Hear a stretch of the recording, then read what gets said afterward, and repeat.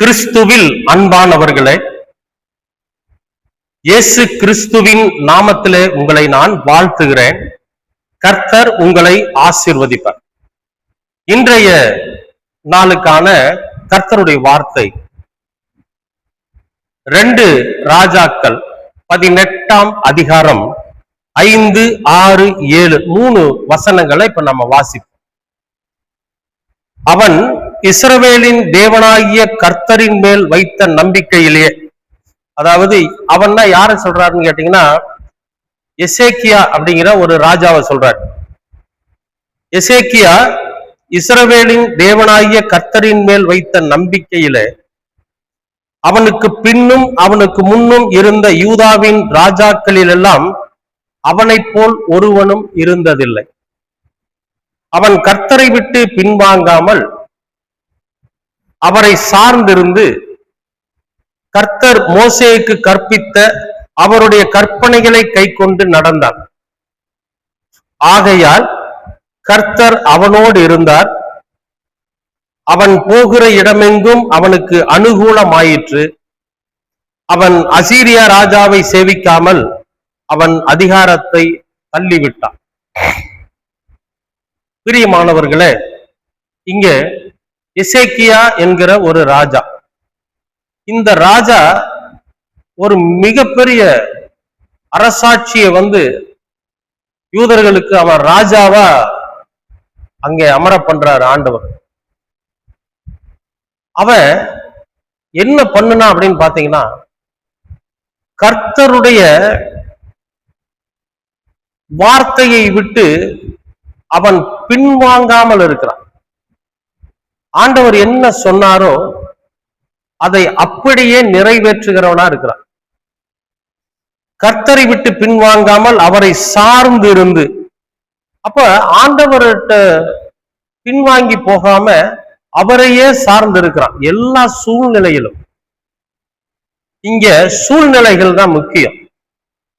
எப்படின்னு கேட்டீங்கன்னா, இப்ப நம்ம ஆண்டவரை விட்டு விலகாமல் அவரை சார்ந்து இருக்கணும் அப்படிங்கிறது தான் இந்த வார்த்தையை நான் உங்களுக்கு இன்றைக்கு பதிவிடுகிறேன். எப்பேற்பட்ட சூழ்நிலை வந்தாலும் சரி, எப்பேற்பட்ட இக்கட்டுகள் வந்தாலும் சரி, எப்பேற்பட்ட மகிழ்ச்சி இருந்தாலும் சரி, சந்தோஷம் இருந்தாலும் நாம கர்த்தரை விட்டு விலகாம அவரை சார்ந்து இருக்க கத்துக்கொள்ளணும். எல்லாமே அவர் நமக்கு கொடுத்தது என்கிற அந்த உணர்வு நமக்குள்ள வரணும், இருக்கணும். இப்போ கர்த்தரை சார்ந்திருப்பது அப்படின்னா என்னன்னா, அவர் நமக்கு காண்பித்திருக்கிற அந்த வழியிலேயே நாம நடந்துகிட்டு இருக்கணும். அதை விட்டு பின்வாங்கிடக்கூடாது. இடது பக்கமும் வலது பக்கமும் நம்ம விலகி போயிடக்கூடாது.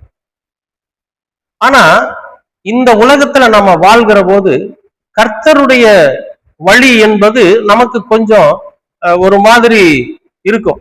ஏன்னு கேட்டீங்கன்னா, சில நேரங்கள்ல அதுல பசி இருக்கும், சில நேரங்கள்ல அதுல பட்டினி இருக்கும், சில நேரங்கள்ல அதுல ஏமாற்றம் இருக்கும், சில நேரங்கள்ல அது நமக்கு முடியாத ஒரு சூழ்நிலையை உருவாக்குகிற மாதிரி தெரியும். ஆனா இது எல்லாமே நாம ஒரு நன்மை என்கிற அந்த இலக்கை நோக்கி பயணிக்கிறோம். சமாதானம் என்கிற அந்த இலக்கை நோக்கி நாம பயணிக்கணும். இதையெல்லாம் விட வெற்றி என்கிற அந்த உன்னதமான இடத்தை நோக்கி நாம பயணிக்கிறோம். அந்த இடத்தை நாம அடைவதற்கு முன்பாக சின்ன சின்ன பிரச்சனைகள், சின்ன சின்ன சோதனைகள், சின்ன சின்ன வருத்தங்கள் இதெல்லாம் இருக்கதான் செய்யும். இதையெல்லாம் நம்ம கடந்து அந்த இலக்கை அடைகிற போதுதான் நமக்கு ஒரு முழு வெற்றி, முழு சமாதானம். ஆனா இந்த உலகத்தின் காரியங்கள் பாருங்க எப்படி இருக்கும் அப்படின்னா, ரொம்ப விசாலமா இருக்கும். அதுல பாருங்க ஆனந்த களிப்பு இருக்கும், களியாட்டங்கள் இருக்கும், தன்னை மறந்து ஆடுகிற போதைகள் இருக்கும், விபச்சாரங்கள் இருக்கும், இதெல்லாமே இருக்கும். இதெல்லாம் பாத்தீங்கன்னா இந்த சரீரத்தை அவ்வப்போது சுகப்படுத்துகிற ஒரு விஷயம். இந்த சரீரத்துக்கு ஒரு சுகம் வேணும் அப்படின்னா ஏதாவது ஒரு தப்பான வழியை தேடி போக வேண்டிய ஒரு நிலை இந்த உலகத்துல பிசாசானவன் உருவாக்கி வச்சிருக்கிறான். இப்போ நமக்கு ரொம்ப தலைவலியா இருக்கு, ஒரு இடத்துலயே உட்கார்ந்து இருக்கிறோம்னு வைங்களேன், ரொம்ப தலைவலிக்குது அப்ப நாம என்ன செய்வோம்? நேரா ஒரு நல்ல தேநீர் கடையை பார்த்து போவோம். அங்க போய் அந்த டீ போடுற மாஸ்டர் கிட்ட என்ன சொல்லுவோம், ஆனா ஒரு நல்ல ஸ்ட்ராங்கா ஒரு டீ கொடுங்கண்ணே, ஏன்னா ரொம்ப தலைவலியா இருக்கு, ஸ்ட்ராங்கா ஒரு டீ கொடுங்கண்ணே அப்படின்னு சொல்லி நம்ம என்ன செய்வோம், அந்த மாஸ்டர் கிட்ட கேட்போம். அப்ப நாம ஒரு டீயை குடிச்சிட்டு வந்துட்டோம்னு வச்சுங்களேன், கொஞ்சம் ரிலாக்ஸ், உடனே அந்த தலைவலி நமக்கு சரியான மாதிரி ஒரு உணர்வு, நம்ம வேலையை நம்ம தொடர்ந்து செய்வோம். சில மன போராட்டங்கள் வருது, வீட்டுல ஒரு சின்ன சண்டை, வீட்டுல ஒரு சின்ன பிரச்சனை வருது அப்படின்னா நாம நேரம் எங்க போனோம்னு கேட்டீங்கன்னா கர்த்தரோட ஆலயத்துக்கு போயிடணும். அங்க போய் கொஞ்ச நேரம் அமைதியா உட்கார்ந்து இருந்துட்டு வந்தோன்னு வைங்களேன், இந்த பிரச்சனைக்கு ஒரு தீர்வு கிடைக்கும்.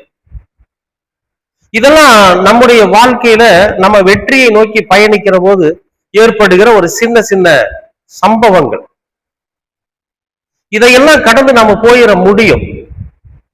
அதுக்காக நம்ம தேர்வு பண்ணக்கூடிய இடம் தான் நம்மை சரியான பாதையில நடத்துமா நடத்தாதா அப்படிங்கிறத நம்ம முடிவு செய்ய முடியும். ஒரு மனசுக்குள்ள ஒரு சமாதானம் இல்லை, ஏதோ ஒரு விஷயத்துல ஒரு தோல்வி அடைஞ்சிடறோம், ஏதோ ஒரு விஷயத்த நம்ம இழந்துடுறோம். அப்படிங்கிறப்போ நாம நேரம் மதுபான கடையை தேடி சில பேர் போவாங்க. மனசு சரியில்லை, அப்போ கொஞ்சம் மதுபானம் அருந்துனா அந்த மனசு நமக்கு சரியாயிரும் அப்படின்னா அது எவ்வளவு நேரம் அந்த மனசை சமாதானப்படுத்தும்? அற்ப சந்தோஷத்தை தேடி போகிற ஒரு நிலை வருகிற போது நாம கடவுளை விட்டு விலகி போகிறோம் என்று அர்த்தம். அப்ப நாம என்ன செய்யணும்னா ஆலயத்துக்கு போகணும், அமைதியான ஒரு இடத்துல போய் உட்கார்ந்து கொஞ்ச நேரம் ஆண்டவரை நோக்கி நம்ம தியானம் பண்றப்ப நம்ம எல்லாருடைய நிலைமையும் மாறும், துக்கங்கள் மாறும், கஷ்டங்கள் மாறும். அதிலிருந்து நாம் விடுபடுவதற்கான வழியை கர்த்தர் நமக்கு ஆயத்தப்படுத்தி கொடுப்பார். சில பேருக்கு தொழில நஷ்டம் ஏற்பட்டுருச்சுன்னா அவங்க அந்த நஷ்டத்தை மறக்கிறதுக்காக வேண்டி ஒரு தவறான பழக்கத்துக்கு போயிடுவாங்க. அப்படி அல்ல, அது சரியான ஒரு வழியும் அல்ல. அன்பானவர்களே, நம்ம என்ன பண்ணணும் அப்படின்னு இங்க ஒரு அழகான ஒரு சாட்சியை தான் இங்க சொல்றார். என்ன சொல்றாருன்னா, எசேக்கியா ராஜா ஒரு ராஜாவா இருக்கிறான். அவன் நினைச்சா என்ன தப்பு வேணாலும் பண்ண முடியும், எப்பேற்பட்ட சிற்றின்பத்தையும் அவன் அனுபவிக்க முடியும். ஆனா எந்த விதமான தப்பு தவறும் இல்லாம அவன் என்ன பண்றான், கடவுளுடைய வார்த்தையை விட்டு விலகாமல், கர்த்தரை விட்டு விலகாமல் அவரையே சார்ந்து இருந்து மோசேவுக்கு கர்த்தர் கற்பித்து கொடுத்த அந்த கற்பனைகளின்படி நடந்தார். அப்ப நமக்கு இயேசு கிறிஸ்து இந்த பூமியில வாழ்ந்த போது நிறைய விஷயங்களை நமக்கு கற்பித்து போயிருக்கிறார்.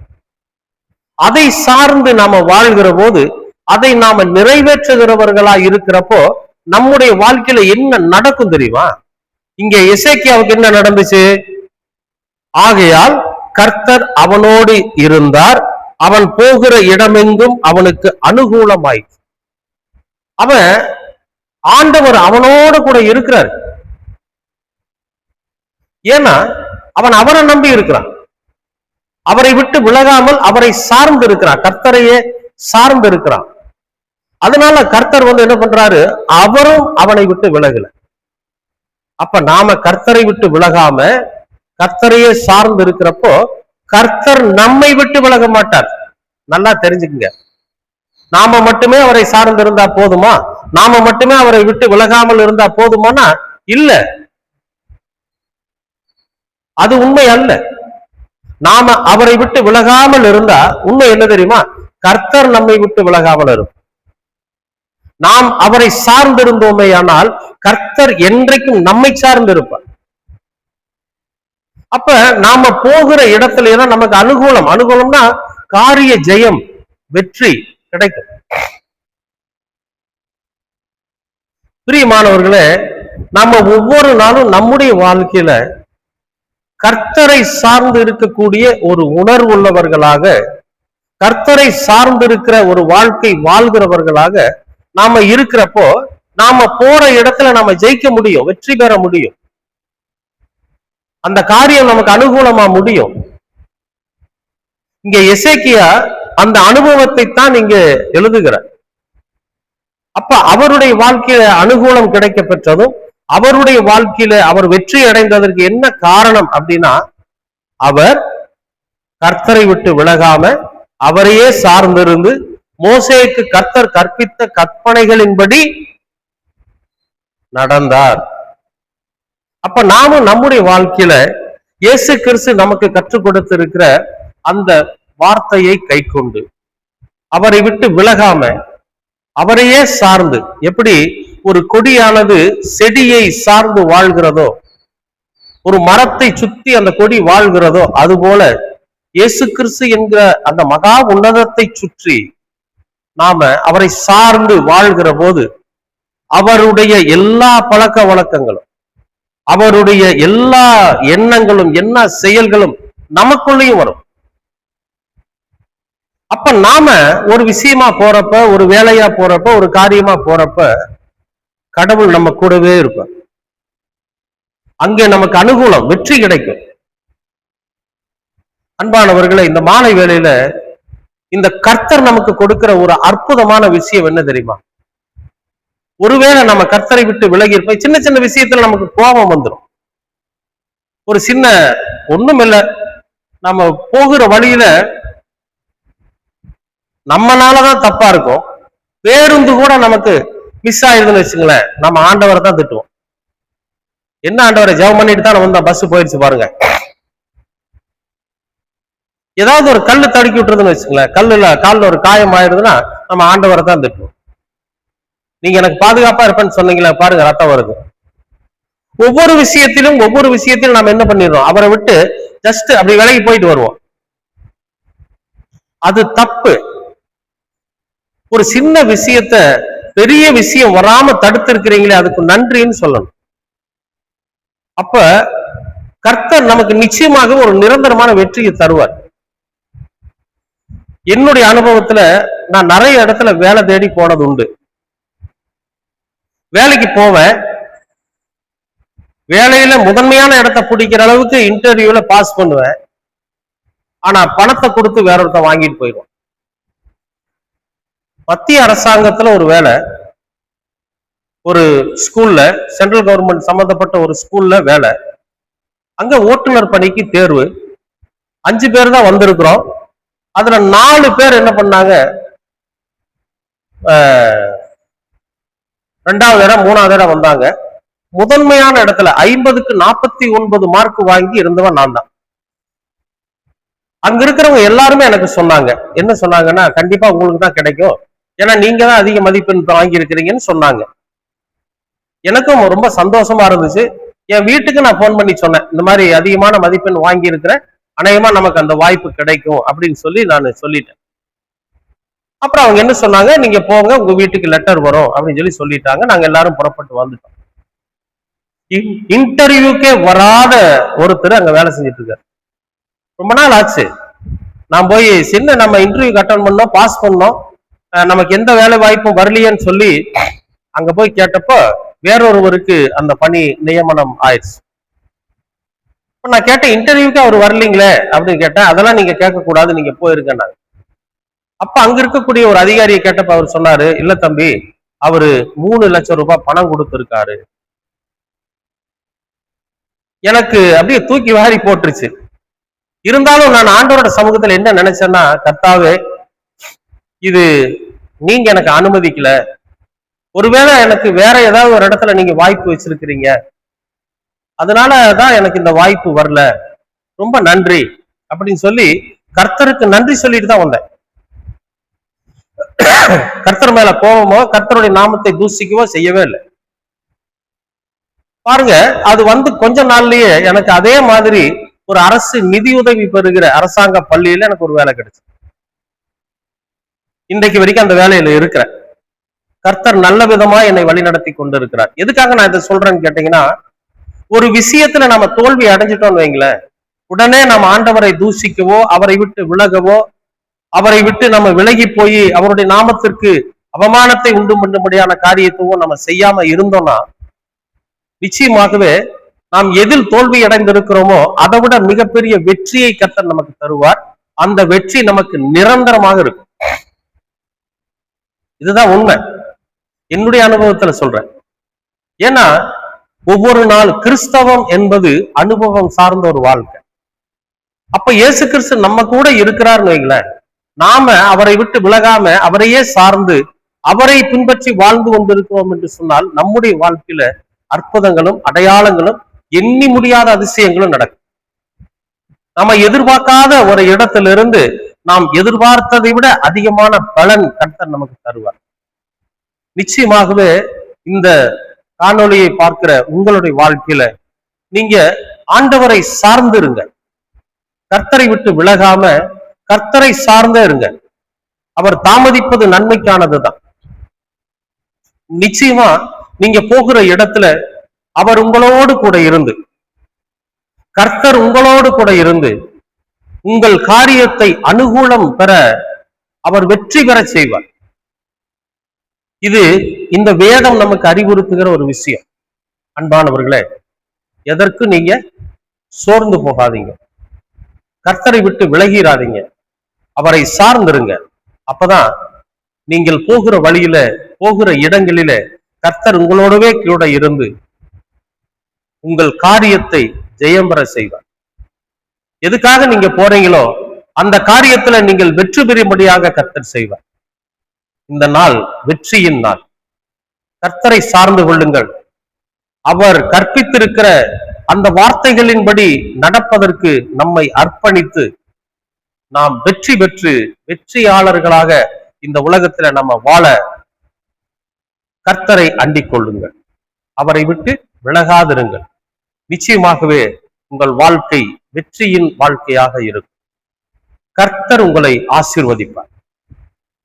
அன்பின் பரலோக பிதாவே, உமக்கு ஸ்தோத்திரம். இந்த நாளை நீர் ஆசீர்வதித்து கொடுத்திருக்கிறீர், அதற்காகவும் நன்றி. எசேக்கியா ராஜா தன்னோட வாழ்க்கையில கர்த்தரை விட்டு விலகாமல் கர்த்தரையே சார்ந்து கொண்டு மோசேக்கு கர்த்தர் கற்பித்துக் கொடுத்த கற்பனைகளின்படி நடந்து கை கொண்டதினாலே அவர் போகிற இடத்திலெல்லாம் நீர் அவரோடு கூட இருந்து அவருக்கு அனுகூலத்தை உண்டாக்கின கர்த்தர் நீர். அதே போல எங்களுடைய வாழ்க்கையிலும் நாங்கள் உம்மை விட்டு விலகாமல் உம்மை சார்ந்து கொண்டு இயேசு கிறிஸ்து எங்களுக்கு கற்பித்திருக்கிற கற்பனைகளை கை கொண்டு அதன்படி நடந்து நாங்கள் உம்மை பின்பற்றுகிற போது நீர் எங்களோடு கூட இருந்து எங்களுக்கு அனுகூலமான வெற்றியை நீர் தருகிறதற்காக உமக்கு நன்றி செலுத்துகிறோம். கர்த்தர்தாமே எங்களோடு கூட இருந்து எங்களை வழிநடத்த வேண்டுமாய் ஜெபிக்கிறோம். கிருபை எங்களை சூழ்ந்து கொள்ளட்டும். இயேசு கிறிஸ்துவின் வழியாய் கேட்கிறோம் நல்ல பிதாவே. ஆமென்.